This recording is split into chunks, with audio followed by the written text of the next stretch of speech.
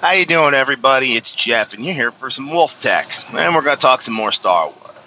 Today, I'm going to talk about two conspicuously missing ships from the Clone Wars, Revenge of the Sith, and another ship that was in the Clone Wars but was hysterically missing from the Rebel side in Inside Rebel. Sorry, that tongue-tied early morning, but anyways, as always, this is not meant for kids. There might be some swearing, adult content. Let's kick this off. Alright, the first ship we're going to talk about is Victory-class Star Destroyer. Now, in Legends, sadly, this was the move towards the Imperial Star Destroyer. Now, this ship, about 900 meters long, it's small, it's size-wise, it's smaller than a Venator, but unlike the Venator, that really didn't have that many long-range turbo lasers, it had about 10 to 20 of them, the Victory class had 60.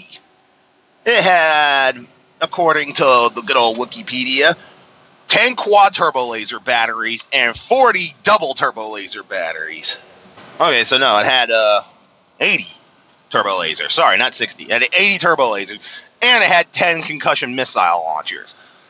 But it paid for that because of its smaller size and lots upon lots of turbo lasers, and the fact that it only carried 24 TIE fighters, or fighters in general, and then, of course, applicable landing ships, cargo ships, transport shuttles, and all the obligatory secondary crap. So, unlike the Venator, which, mind you, I consider one of the best Star Destroyers ever, but I consider it better in the carrier role. It is not a very good ship of the line in ship-to-ship fighting.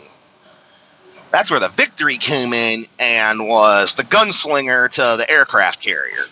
In fact, the Rebellion had been smart, and like I said, this is heavily missing from the Clone Wars.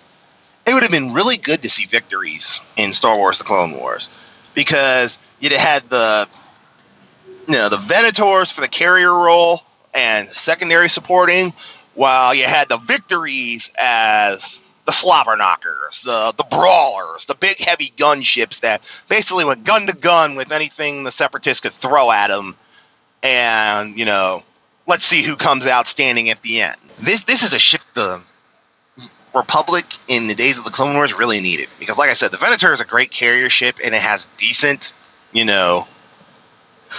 combat capacity, but it relied way more on fighters and less on firepower, whereas the Victory could have been a great supplementary firepower ship that could have been built relatively fast because they're smaller and they don't need the atmospheric capability of the Venators. And it would have been the clear progression from the Venator to the ISD. It could have been, okay, this is the first step towards the Imperial Star Destroyer.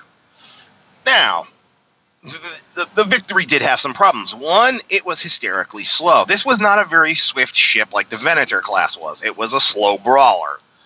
It's like, in naval parlance, going from a battle cruiser carrier to a dreadnought. So the dreadnought is slow, thickly armored, heavily armed, and tends to go in and just gets into brawls and attempts to beat the crap out of anybody who wants to go gun to gun with it. Now, in Legends, there weren't many of these ships. There were like maybe 50 of them by the time the Clone Wars ended. They were just starting to come out. So if they would have come out in Clone Wars, I would have put them towards season 5, probably even season 6 is when you start seeing them get added into the fleet. And we probably should have seen a few of them at a minimum at the Battle of Coruscant. Fighting off the Separatist, big cruisers. And at the end where, you see the skeletal beginnings at Revenge of the Sith for the Death Star, you see Palpatine and Vader on the deck of a Venator. In my opinion, they should have used a Victory. It would have been that, and, the good old Imperial Grey, it would have been the showing of, hey, we're marching towards the Imperial Star Destroyer. And in Rebels, I think we should have seen a few of them, Because by the time of the Empire, there weren't very many of them left, just like there were maybe a dozen Venators left in service, just as training ship for TIE fighters. But, I would say Victories, because in Legends, again, the Victory class was used by Thrawn. I think Thrawn should have had a couple of Victories around and used them, to support his Star Destroyers. Imperial Star Destroyers. But anyways, that's enough on the Victory. It's one of those ships that, in my humble opinion, should have been included in the Clone Wars. Seen shots of them in Revenge of the Sith, and should have seen maybe a couple of them, like the Stalwart, which was Thrawn's flagship in Star Wars TIE Fighter during, last 2 seasons of Rebels. That's just me. Now, moving along, the other ship that was conspicuously missing from Rebels, and I just can't tell you why, is the Z95 Headhunter. Yes, this ship was shown in the Clone Wars. It was shown as a new fighter, which it was.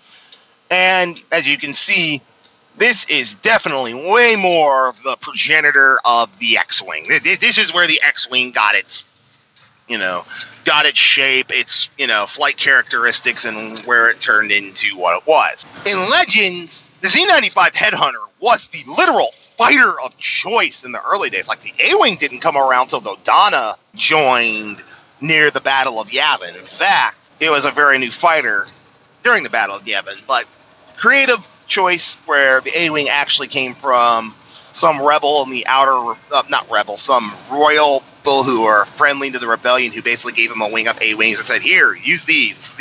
This is the only thing I can give you to help. Which I can understand, but those A-Wings, like as a buddy of mine said, his name's Jason, would tell you, those A-Wings seem to get replaced very quickly and very easily after, getting blown out of space left, right, and center. Which is kind of hard because A-Wings are very hard to build and very hard to maintain. They're very specialty craft.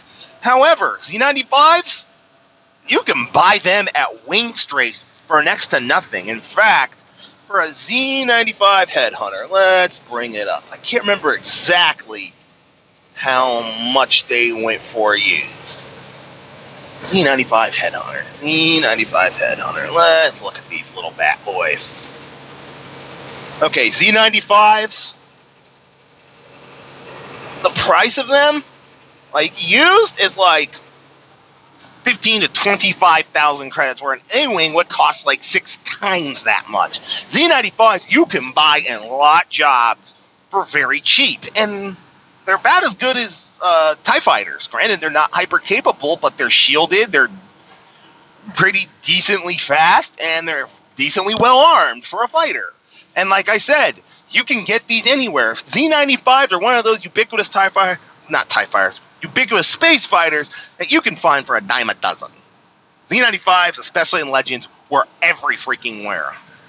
Planetary governments had these in flotilla strength. I mean, you could go to a certain planet in the Outer Rim and find 100 of these lying around, just like, the Y-Wings that eventually the Rebellion found. You could find Z95s easier than you could find Y-Wings.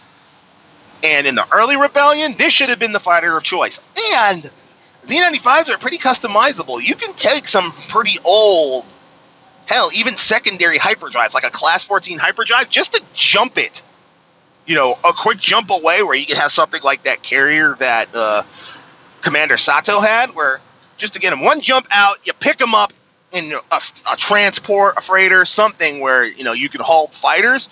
They jump, make a quick jump, they meet the freighter, they pick up, and they haul ass. And they can also be loaded with concussion missile launcher, something a TIE fighter couldn't. So that was definitely something in Rebels that I just sat there and scratched my head of, why aren't they using Headhunters? Why aren't they using Z95s? These things are cheap, they're easy to maintain, and they're found everywhere. Like the Z95s at the point of Rebels are like the Honda Civics of starfighters, besides the actual TIE fighters themselves. You can find a Z95 any freaking where in Star Wars. In fact, a little bit of Legends trivia. For the longest time, Mara Jade Skywalker flew a modified Z95. It had better shields, it had a hyperdrive, and it had proton torpedo launchers instead of concussion missile launchers. That's how easy it is to modify a Z95 and turn it into a frontline fighter.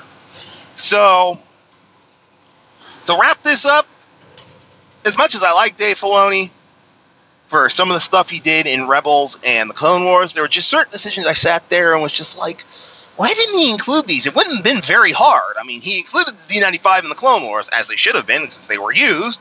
But why the Rebels weren't using them in, well, Rebels, it doesn't make any sense to me.